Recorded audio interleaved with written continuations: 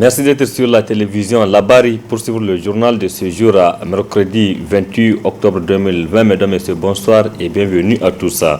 De la politique pour débuter ce journal, les structures du principal parti de l'opposition, le Modern FA Lumana, continuent à réagir à la suite de la décision du ministère de l'Intérieur qui a rejeté les conclusions des travaux du Congrès et de la conférence nationale tenue récemment à Dosso. Hier, mardi, la coordination régionale du Modern FA Lumana de Niamey, dans une déclaration rendue publique, a fustigé cette décision, comme vous allez le voir dans ce reportage d'Ismaël Moumouni et Aboubacar Souley.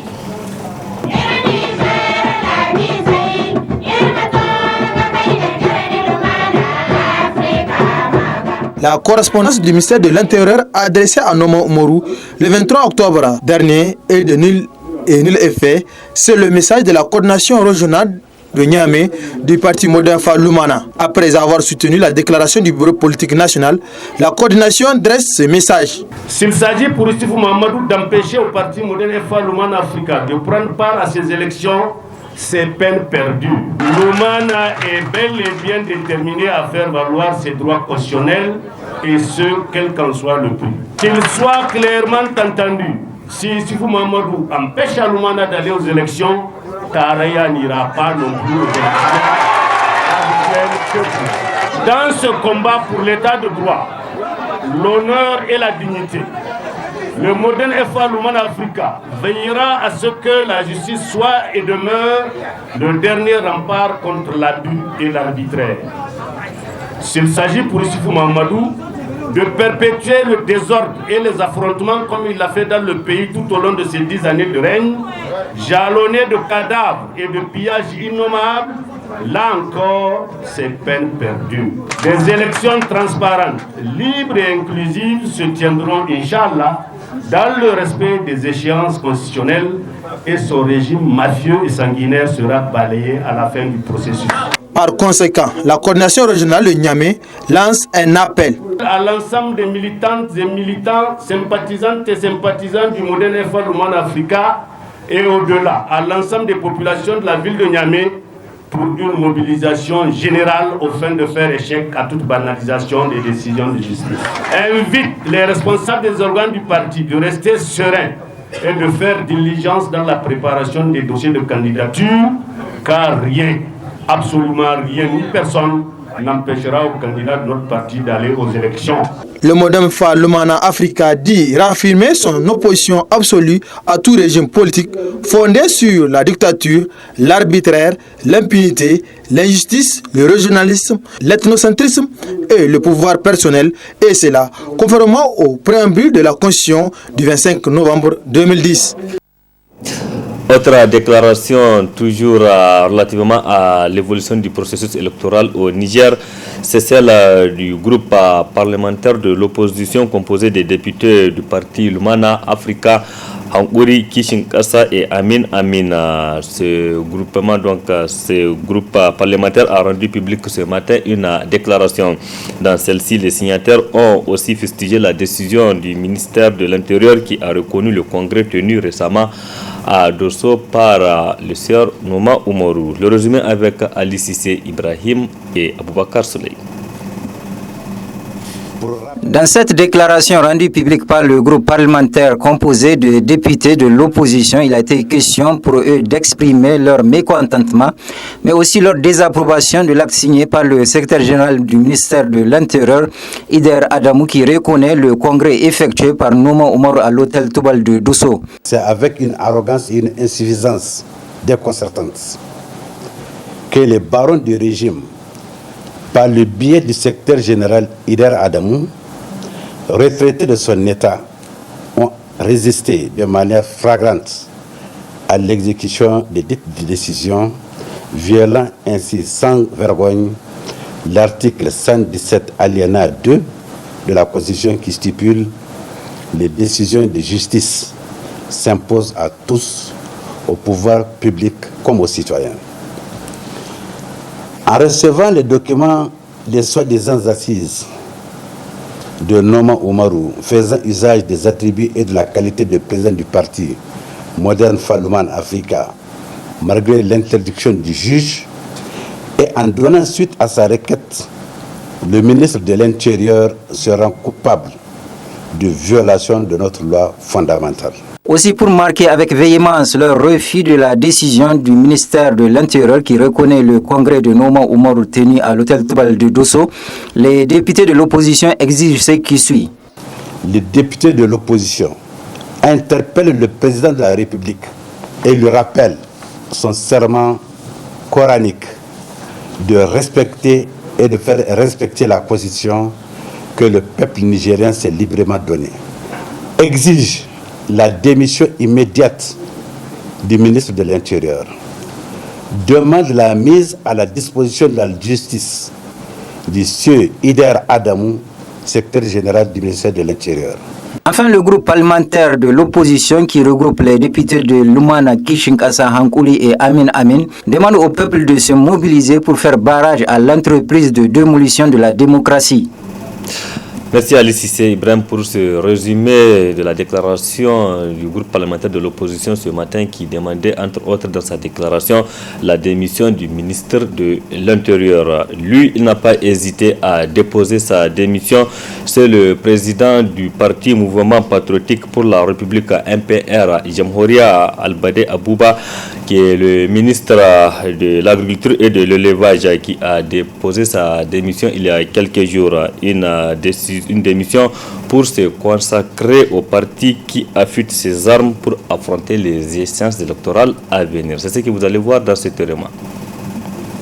Candidat à la présidentielle de décembre 2020 au Niger, le ministre d'État Albade Abouba démissionne du gouvernement. Ministre chargé de l'agriculture et de l'élevage depuis le second mandat du président Issoufou, Albade Abouba a rendu sa démission pour préparer sa campagne électorale. Une campagne qu'il entend livrer avec toutes ses forces en allant à la rencontre de l'électorat dans le Niger profond. Le président étant arrivé au terme de son deuxième mandat, nous estimons qu'à partir de ce moment, le MPR Jamhouria est libéré de ses engagements initiaux et qu'en conséquence, pour tout parti qui se respecte, il est de son devoir de présenter également des candidats à toutes les compétitions électorales. Investi par le mouvement patriotique pour la République MPR Jamhouria, Albade Abouba se présente pour la première fois à une présidentielle. Ancien du MNSD Nassara, parti de l'ancien chef d'État Tanja Mamadou, il a en 2015 créé son propre parti. À travers son programme dénommé Plan d'émergence et de développement du Niger Eden, le candidat du Jamhouria compte, s'il est élu, investir de manière soutenue les richesses générées par l'exploitation des ressources minières, pétrolières et agricoles dans les secteurs sociaux de base. Ces secteurs sociaux de base, donc il faut les financer de façon pérenne et durable. C'est des programmes normalement qui devraient transcender tous les régimes sur la base d'un consensus national où il faut engager des actions fortes pour essayer de remédier à tous les maux qui freinent ou du moins ce qui assaille ces secteurs, surtout l'éducation et la santé. L'élection présidentielle premier tour est prévue le 27 décembre 2020 et sera couplée aux législatives. En cas de second tour, il sera disputé le 21 février 2021. Autour le MPR Jamhouria, 29 autres formations politiques ont investi leurs candidats pour la présidentielle. Autre aspect de cette édition, direction hôtel Noun de Niamey qui a servi de cadre ce matin aux travaux de la rencontre d'échange entre les directeurs des cabinets et les secrétaires généraux des différents ministères. Cette rencontre est organisée par le Haut Commissariat à la modernisation de l'État et c'est le Premier ministre chef du gouvernement Brigitte Rafini qui a présidé les travaux. Le compte rendu avec Nafissa Yahaya sur les images de Ibrahim Abdou. Consolidation du travail et de l'esprit d'équipe, c'est le thème choisi pour les travaux de cette rencontre d'échange entre les directeurs des cabinets et les secrétaires généraux des ministères. L'initiative est celle du Haut Commissariat à la modernisation de l'État. Dans le souci de créer de meilleures conditions de collaboration, de précision des attributions de chacun des postes, et de créer des conditions d'efficacité favorables à l'amélioration des performances de notre administration, notre institution, le Haut Commissariat à la modernisation de l'État, a conduit de nombreuses réflexions avec les principaux acteurs qui sont aujourd'hui regroupés ici. Les objectifs n'ont pas été totalement atteints, mais les résultats obtenus sont très encourageants et laissent entrevoir des lendemains meilleurs. En ouvrant les travaux de cette rencontre, le Premier ministre a tenu à saluer cette initiative du Haut Commissariat à la modernisation de l'État avant de revenir sur l'importance du choix de ce thème. Je suis heureux que aujourd'hui vous soyez là pour faire des échanges forts d'une expérience assez longue, en tout cas de plusieurs années. Je dois féliciter le Haut Commissariat à la modernisation de l'État qui pilote cette activité, mais aussi l'accompagnement de Shiga qu'il faut saluer pour nous aider à atteindre les objectifs que nous poursuivons, qui sont ceux de l'amélioration, la recherche permanente de l'amélioration des performances de notre administration publique. Le thème de cette journée cadre bien avec l'objectif général que nous nous sommes donné, que le président de la République, à travers le programme de Renaissance, nous a fixé la recherche permanente de l'amélioration de la performance de l'administration et de son efficacité. C'est ça l'objectif qui nous est assigné. C'est l'objectif qui nous est assigné, en tout cas, dans le cadre du programme de Renaissance et sous la haute direction du président de la République. À noter que cette rencontre a bénéficié de l'appui financier de l'ONG Shiga à travers l'USAID. Une journée d'information et de concertation des acteurs du regroupement des ONG et associations du secteur de la santé publique, c'était cet après-midi au siège du Roi Sen. Une rencontre à laquelle nos reporters Adam Soumana et Sardoumi ont pris part. Voici leur reportage.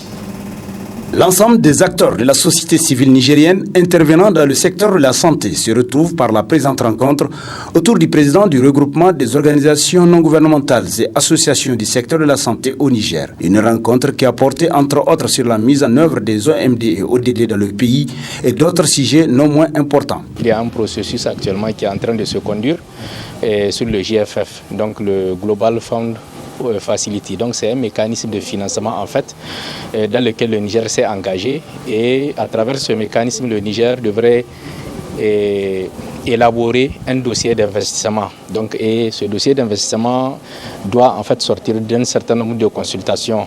Donc ils doivent prioriser les besoins du pays dans le cadre de la santé de la mère, de l'enfant et des adolescents, et prenant en compte bien entendu la nutrition. Et ce processus dans lequel le Niger s'est engagé doit se faire à travers une plateforme nationale. Et cette plateforme nationale, elle a un certain nombre de parties prenantes, dont entre autres les organisations de la société civile. Nous avons convoqué donc les ONG et les associations afin de leur rappeler ce processus qui est un processus qui a commencé depuis les années 2005 pour aujourd'hui aboutir à travers le JFF, donc qui est un mécanisme qui a commencé à partir de 2015 pour permettre de réduire le nombre de décès des mères et des enfants, mais également donc des adolescents. En marge de ces conclaves, une des participantes n'a pas manqué d'apprécier ces échanges entre différents acteurs portant sur une thématique d'une grande importance. Je pense que le Niger a bien participé parce qu'on a eu affaire au niveau du ministère de la Santé et publique un processus RMNCH, donc H4+. On a eu à travailler en ce qui concerne tout ce qui est santé de la reproduction pendant 2 ans au niveau même de la direction de la santé de la mère et de l'enfant. Et il y a beaucoup de choses qui ont été faites dans ce sens. Il y a eu une première évaluation. Et suite à ça maintenant, donc on passe à une deuxième étape ou bien troisième étape qui est maintenant le PMNCH. Et le PMNCH là, et on a déjà eu maintenant le ministère, en tout cas en ce qu'on sait, le ministère a fait une feuille de route. Donc là, on est en train de suivre la feuille de route. Donc là, vraiment, c'est une opportunité. C'est une opportunité pour que les ONG prennent part, en tout cas, à contribuer pour le développement de notre pays. Le regroupement des organisations non gouvernementales et associations du secteur de la santé au Niger-Roassen prouve ainsi, si besoin est, qu'il est plus que jamais déterminé à accompagner les autorités du pays dans leur politique sanitaire pour le bien-être des populations nigériennes. Direction Kouré, à une quarantaine de kilomètres de Niamey. Aujourd'hui, la zone des girafes de Kouré compte près de 700 girafes en liberté et 10 guides touristiques professionnels. Pour Laminou Seydou, il est le conservateur de la zone. Il faut réfléchir sur la manière de rendre durable la cohabitation entre les girafes et la population de Kouré. Je propose de suivre Lamine, il est le conservateur de la zone, interviewé par nos confrères du studio Kalangou. La girafe est venue trouver la population de Kouré. Et depuis leur arrivée jusqu'à aujourd'hui, ils l'ont accepté. Mais il ne manque pas de temps en temps de petits conflits liés à la cohabitation. La girafe, vous savez, avec le changement climatique, la dégradation de son habitat, elle a changé un peu son régime alimentaire. Donc elle a commencé à goûter aux cultures vivrières et fruitières. Et ça ne va pas sans conquérir ou bien sans représailles. Parce que l'État, en cas de dégâts, ne dédommage pas. Mais à travers les interventions communautaires, donc à travers les différents secteurs, l'hydraulique, l'environnement, l'agriculture, l'État, il fait, des travaux communautaires sous forme de compensation. Mais d'une manière individuelle, jusqu'ici, on n'a pas commencé à dédommager. Mais quand même, les réflexions sont en cours pour voir dans la mesure du possible comment on va penser vraiment à rendre durable cette cohabitation à travers un dédommagement futur. Donc aujourd'hui, la zone girafe dispose de 10 guides touristiques professionnels. Et la population des girafes est estimée à plus de 664 individus qui vivent en parfaite harmonie avec la population locale, sans aucun prédateur. Mais cette espèce, elle évolue dans une zone limitée, donc limitée hors d'une zone protégée. Donc ça veut dire qu'elle court des risques. C'est ça qui a poussé le gouvernement, dans le cadre de la stratégie de la conservation de la girafe, à transloquer une partie, 8 individus, dans la région de Maradi, au niveau de la réserve de Guédébéji, pour les sécuriser, et ça pour éviter les catastrophes de type naturel ou bien climatique et sanitaire. Les girafes transloquées, selon les échos, elles se portent très bien. Et elles volent aussi là-bas dans un environnement sans prédateurs. Sur le milieu, il n'y a pas de culture, donc il n'y a pas de concurrence ou bien de représailles avec les cultivateurs envers ces girafes. C'est uniquement une zone de pâturage qui regorge beaucoup de ressources, plus que même la zone de Kouré.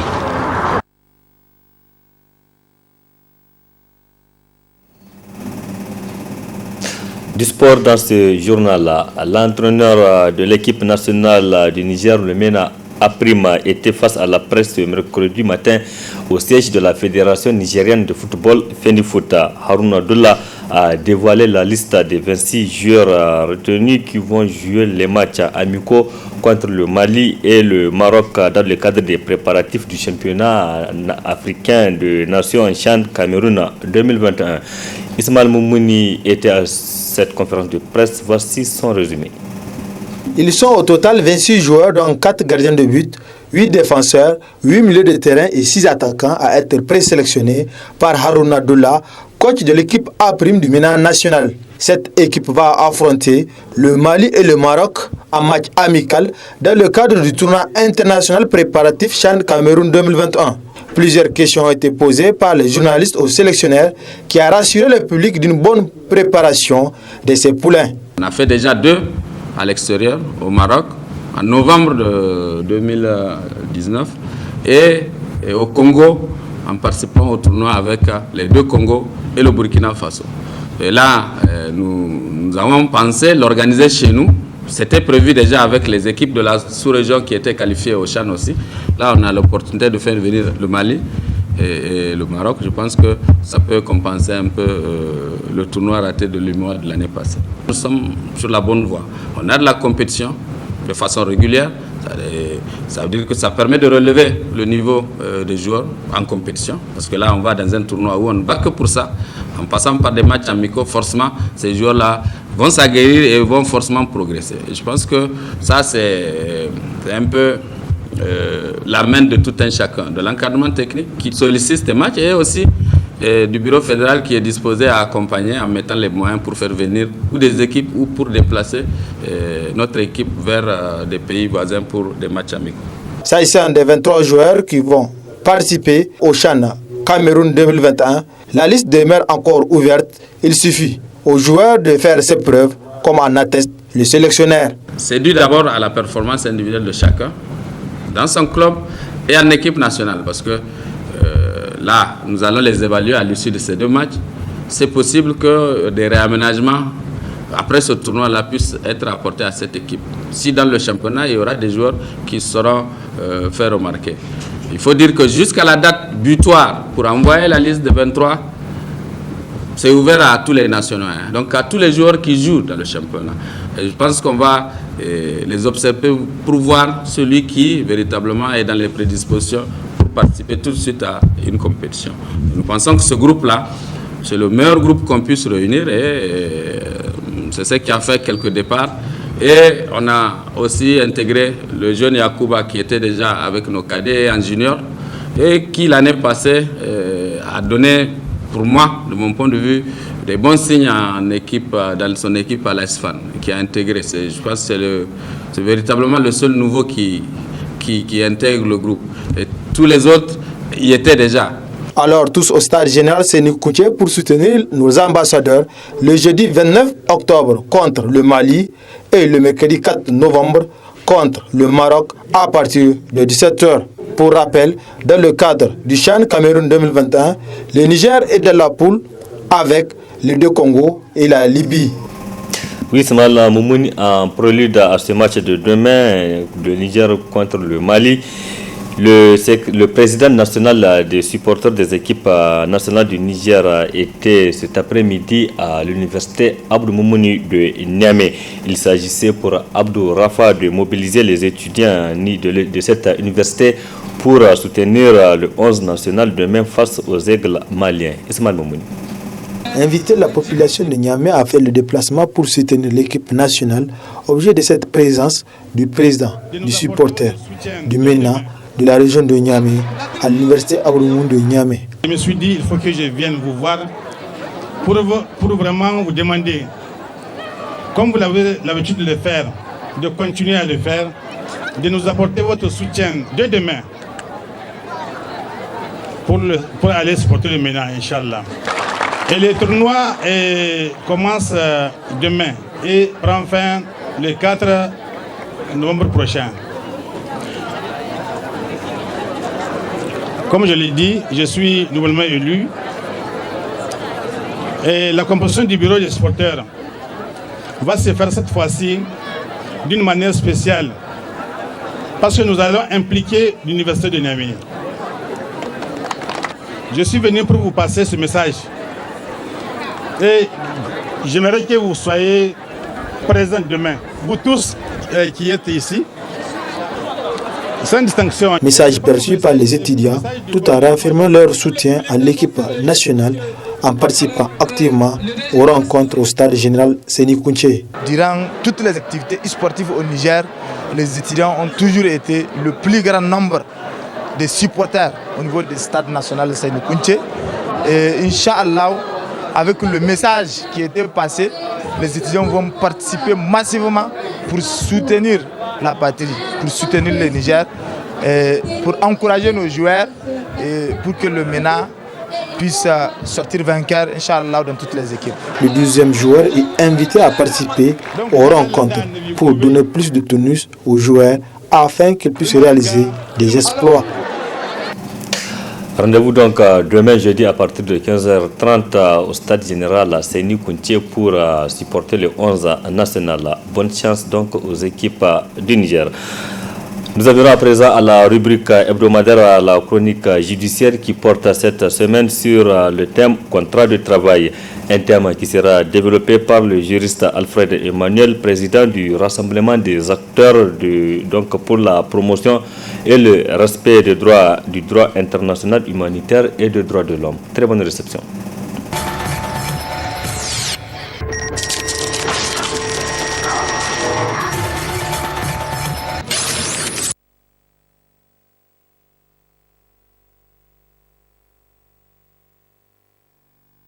Aujourd'hui, nous parlons du contrat de travail. Alors, le contrat de travail, qu'est-ce que c'est? Donc, il faut retenir que le Code du travail définit le contrat de travail comme étant une convention par laquelle une personne physique s'engage, moyennant rémunération, à mettre tout ou partie de son activité professionnelle sous la direction d'une autre personne, physique ou morale, appelée employeur. Donc dans cette définition, nous voyons un rapport de subordination d'une personne à une autre. Une personne qui, elle, a des compétences professionnelles et cette personne s'engage à mettre ses compétences au service d'une autre personne, mais moyennant une contrepartie qu'on appelle la rémunération. Donc c'est ainsi que le Code du travail définit le contrat de travail. Maintenant, quels sont les différents types de contrats de travail que nous avons? Ici, dans la plupart des cas, on retient deux types de contrats fondamentaux. Sinon, on peut avoir plusieurs. Mais les principaux contrats de travail que nous connaissons ici, ou que nous appliquons généralement, sont le contrat de travail à durée déterminée et le contrat de travail à durée indéterminée. Alors, comme déjà vous pouvez l'imaginer, le contrat de travail à durée déterminée, c'est celui-là qui est assorti d'un terme précis. Par exemple, un contrat conclu pour 6 mois, un contrat conclu pour 2 ans. Donc déjà les parties, dans le cadre de cette relation de travail, connaissent à l'avance la période d'échéance du contrat. À quelle période le contrat arriverait à prendre fin. Donc en dehors du contrat de travail à durée déterminée, vous avez également le contrat de travail à durée indéterminée, qu'on appelle généralement les CDI. Et les CDI sont ces contrats, comme déjà leur nom l'indique, qui sont ou bien qui ne sont assortis d'aucun thème précis. Là, les parties ont la faculté de continuer à garder cette relation professionnelle jusqu'à ce que cette relation de travail soit dénoncée par l'une ou par l'autre des parties contractantes. Sinon, a priori, il n'y a pas un terme qui déjà montre l'arrivée à terme du contrat. Donc, ça, c'est le contrat de travail à durée indéterminée. Maintenant, la loi ou le Code du travail et la convention collective interprofessionnelle ont prévu des conditions pour la validité du contrat de travail. C'est vrai, les parties ont la liberté, la latitude de s'engager, mais la loi réglemente l'engagement des uns et des autres. C'est pourquoi, au titre des conditions pour la validité d'un contrat de travail, on a ceci. Le premier point, c'est la question du consentement des parties. Tous ceux qui s'engagent doivent s'engager en connaissance de cause, doivent s'engager parce que les parties le désirent, parce qu'elles le veulent. Un contrat ou bien un consentement qui est donné sous l'effet de la violence, sous l'effet du dol, de la ruse, de la tromperie, est un consentement vicié. Et donc, par conséquent, ce contrat conclu sous l'effet de la violence ou sous le fait du dol, de la ruse, eh bien, ce contrat-là peut être frappé d'invalidité parce que le consentement n'est pas libre et éclairé. Quand on s'engage dans un contrat, le consentement a besoin d'être libre et éclairé. Il faudrait que les parties sachent ce à quoi elles s'engagent et qu'elles s'engagent en connaissance de cause. Donc, la première condition pour la validité du contrat, c'est le consentement des parties qui doit être un consentement donné de manière libre et de manière éclairée. Souvent, on peut assister à des situations dans lesquelles le contrat est donné sous le fait de la violence. Un mari, par exemple, peut contraindre sa femme de signer un contrat de travail alors qu'elle ne le veut pas. Peut-être même sous l'effet des menaces ou des chantages. Si tu ne conclus pas ce contrat, eh bien, ceci, cela. Donc, on lui fait des chantages. Donc, vous voyez, déjà dans cette situation, il y a une certaine violence psychologique. La personne s'est engagée, pas parce qu'elle le veut. Il y a un vice du consentement qui est là. Ou bien, on peut avoir des situations dans lesquelles les parents peuvent contraindre les enfants à signer un contrat. Si vous ne concluez pas ce contrat, si vous ne vous engagez pas, et voilà, on vous dit des choses qui ne sont pas bonnes à entendre. Donc là, il y a une sorte de menace qui est là. Vous voyez, donc ces consentements donnés dans ce cas ou dans ces conditions-là ne sont pas libres et éclairés. Alors, après la question du consentement comme condition de validité du contrat, vous avez la question de la capacité. En droit, la capacité, c'est l'aptitude à jouir des droits et à s'acquitter des devoirs. Donc, ici, seul un sujet capable peut contracter, peut s'engager. C'est pourquoi la question des mineurs se pose, la question de la capacité. Donc, au Niger, on sait que la capacité, ou bien la majorité pénale, est de 18 ans et la majorité civile est de 21 ans. Donc, ceux qui ne remplissent pas les conditions d'âge, vous voyez, la loi prévoit que ceux-là doivent remplir, ou bien les co-contractants doivent remplir cette condition d'âge afin de s'engager. Même si par ailleurs, le travail des mineurs, même au niveau national comme international, il est strictement réglementé. Mais ce que la loi pose comme principe, c'est la question de la capacité pour s'engager.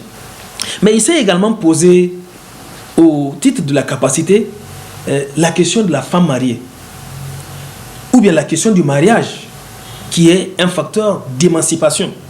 Parce que vous savez, un mineur qui contracte mariage, malgré qu'il soit mineur, peut être émancipé par le biais du mariage. Donc un mineur qui contracte un mariage se retrouve du coup comme un sujet capable. Et à ce titre, il est relevé de cette incapacité. Donc, il peut valablement signer un contrat de travail. Et généralement, c'est pour les femmes ce sont les femmes qui ont cet obstacle. Mais le mariage vient ici leur donner cette émancipation.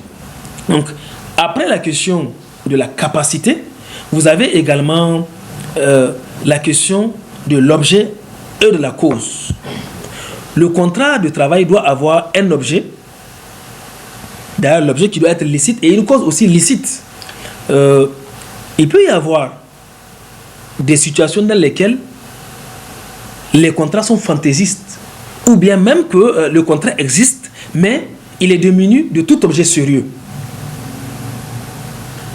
Un contrat qui n'a pas un objet n'est pas un contrat valide. Il faudrait qu'on sache ce sur quoi porte votre contrat de travail. Vous êtes recruté en quelle qualité? En qualité de juriste? En qualité de comptable? Votre travail, c'est évacuer les ordures.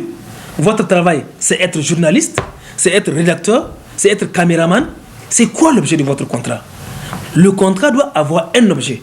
Et un contrat qui n'a pas un objet est un contrat invalide. Parce que sur quoi est-ce que ce contrat porte? Vous voyez? D'où la pertinence de l'objet. Mais en dehors de l'objet, il faudrait que le contrat de travail ait également une cause.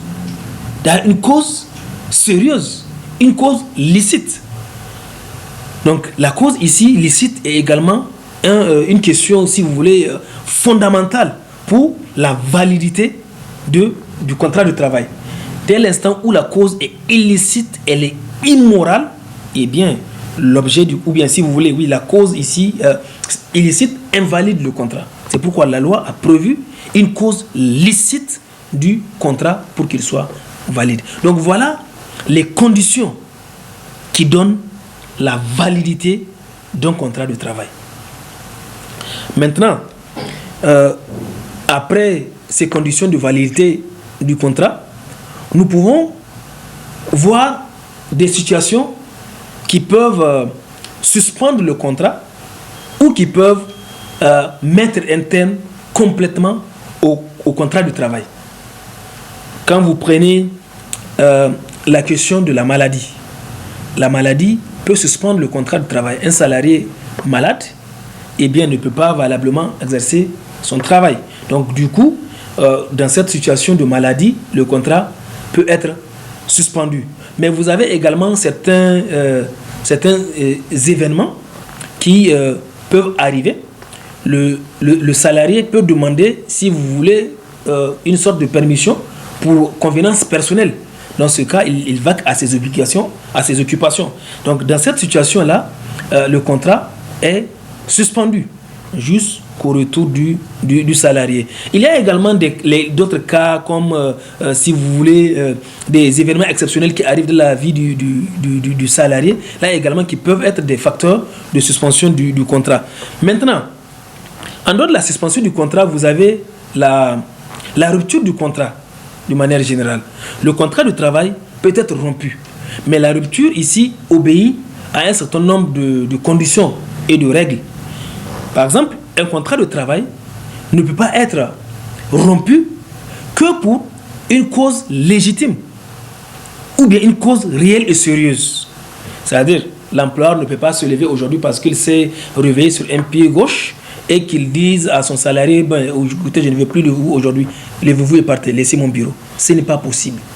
L'employeur, c'est vrai, peut le faire, mais s'il le fait, il y a des conséquences. Là, le juge peut qualifier ce licenciement comme un licenciement abusif, parce qu'il est démuni de toute cause réelle et sérieuse. Si par exemple, le salarié a commis une faute grave, une faute lourde, par exemple un vol, ou bien un abus de confiance, etc. Voilà des motifs qui donnent toute leur légitimité à la rupture du contrat de travail. Mais quand il n'y a pas une cause réelle et sérieuse, un motif légitime et sérieux, eh bien un contrat qui est rompu dans ces conditions-là peut être qualifié de licenciement abusif et par conséquent va entraîner une condamnation de l'employeur au versement des dommages et intérêts en dehors des droits qu'il doit payer. Voyez. Et c'est de la même manière que le salarié qui également à son tour décide de mettre un terme au contrat de travail doit également obéir à une procédure. Donc, les obligations sont réciproques de part et d'autre. Pour le salarié, par exemple, qui désire mettre un terme au contrat de travail, il doit le notifier à son employeur, il doit lui donner un délai de préavis pour qu'il puisse chercher quelqu'un qui puisse le remplacer et prendre son poste. Vous voyez, s'il ne le fait pas, eh bien, il sera poursuivi pour démission abusive. Vous voyez, donc là, la démission, ou bien une démission irrégulière, parce que là, elle ne respecte pas les conditions. Eh bien, c'est de la même manière que l'employeur qui décide de mettre un terme au contrat de travail de son salarié doit également, s'il estime que le salarié a commis une faute, doit lui donner les moyens de sa défense. C'est-à-dire en lui infligeant une demande d'explication. Et maintenant, à cette demande d'explication, le salarié va apporter une réponse que l'employeur va examiner. Et après cette demande d'explication, il peut lui infliger une sanction. Soit, si vous voulez, une mise en demeure, un blâme, une mise à pied ou un licenciement. S'il va dans l'extrême en infligeant un licenciement, donc là, il doit lui donner un préavis. Un préavis qui varie en fonction de votre grade, 2 mois à 3 mois, etc. Donc, dans cette situation, le salarié, pendant ce temps, cherche un autre travail. Vous voyez. Et si il estime que il n'a pas besoin de ce salarié, il n'a pas besoin que le salarié fasse le préavis, eh bien, il lui paye le préavis en termes de salaire. Si c'est 1 mois qu'il lui doit, par exemple, il doit calculer 1 mois de salaire pour ajouter ça dans le calcul de ses droits. Donc là, l'employé n'a pas à faire le délai d'1 mois dans l'entreprise. Donc il part automatiquement. Mais le départ automatique dans ces conditions-là, vraiment résulte d'une faute grave. Tant que ce n'est pas une faute lourde ou une faute grave, là, rien ne prouve que le salarié quitte dans ces conditions. Mais en cas de faute lourde, le préavis n'est même pas obligatoire. Le salarié peut partir dans ces conditions et il perd souvent certains de ses droits. Donc, vous voyez, ce sont des questions tellement importantes qui doivent être connues des employés et des salariés afin que la relation entre salariés et employés soit des plus saines possibles. Donc, je voudrais terminer ici sur un dernier élément qui est d'ailleurs l'élément fondamental pour lequel on travaille. Si nous travaillons aujourd'hui, c'est parce que nous attendons un salaire. C'est parce qu'en contrepartie, nous savons que l'employeur a quelque chose pour nous, qui est le salaire. D'ailleurs, aujourd'hui, M. Hassan, si vous n'êtes pas payé, eh bien, je ne sais pas si vous avez continué de faire ce que vous êtes en train de faire, vous allez changer de travail. Et si même, peut-être, vous n'êtes pas bien payé, je suis sûr que vous allez chercher quelque chose d'autre, ou mieux que ce que vous êtes en train de faire aujourd'hui. Donc, vous voyez que la question du salaire, elle est une question déterminante dans la vie du salarié. Donc, au titre des obligations de l'employeur, ce dernier a pour obligation de payer le salaire. Et payer le salaire à terme échu. Si le non-paiement du salaire à terme échu est considéré comme une faute grave de la part de l'employeur, qui peut entraîner même la cessation de travail entre lui et le salarié. C'est tellement important parce que le salaire a un caractère vital, il a un caractère alimentaire et le juge protège le salaire de l'employé. Oui. Donc, voilà ce que nous pouvons vous dire sur le contrat de travail.